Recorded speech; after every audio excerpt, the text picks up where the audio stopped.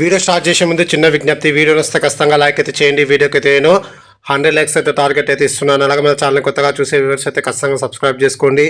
Latest notification కోసం పక్కనే ఉన్న బెల్ ఐకాన్ క్లిక్ చేయడం అస్సలు మర్చిపోకండి. Hi viewers, this is Praveen, welcome back our YouTube channel. ఈ వీడియోలో మనం ఆత్మకూరు నుంచి తిరుపతి వెళ్ళే service number 6607 APSRTC super luxury bus యొక్క పూర్తి వివరాలు తెలుసుకుందాము.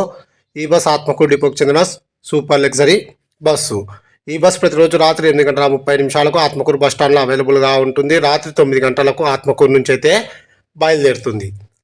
ఈ బస్ వల్ల వెలుగోడు, నంద్యాల, ఆలగడ్డ, మైదుకూరు, కడప, ఒంటిమిట్ట, రాజంపేట, కోడూరు మీదుగా తిరుపతికి అయితే చేరుకుంటుంది.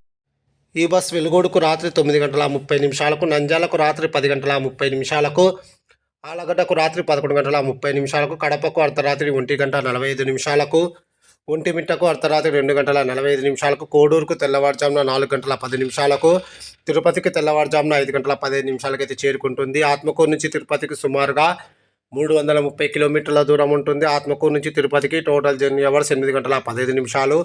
ఆత్మకూరు నుంచి తిరుపతికి బస్ ఫేర్ రిజర్వేషన్తో కలిపి 590 రూపాయలు అయితే అవుతుంది. ఇప్పుడు మనం తిరుపతి నుంచి ఆత్మకూరు వెళ్ళే service number 6610 APSRTC super luxury bus యొక్క పూర్తి వివరాలు తెలుసుకుందాము. ఈ బస్సు ప్రతిరోజు రాత్రి 9:30 తిరుపతి బస్ స్టాండ్లో అవైలబుల్గా ఉంటుంది. రాత్రి 10 గంటలకు తిరుపతి నుంచి అయితే బయలుదేరుతుంది.